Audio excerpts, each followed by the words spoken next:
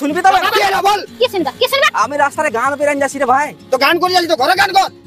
India Kolkata সূত্রধর পরিবার, এরা নিয়মিত ঝগড়া করে আবার নিয়মিত ভালো হয়। দেখুন বন্ধুরা, এরা কিভাবে ঝগড়া করছে, মহিলারা এবং পুরুষরা মিলে।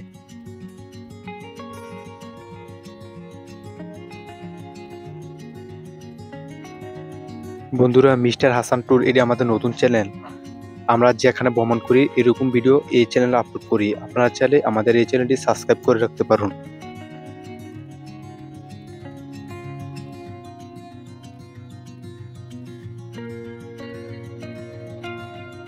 দেখুন কিভাবে ঝগড়া করছে, আবার কিন্তু এরা আবার রাতের দিকে বা বিকেলের দিকে কিন্তু এরা আবার ভালো হবে।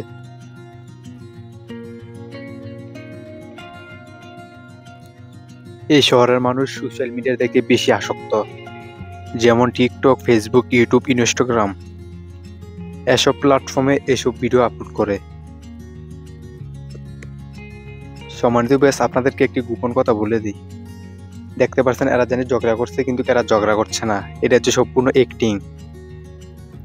এরা কিন্তু অভিনয় করছে সোশ্যাল মিডিয়াতে দেওয়ার জন্য।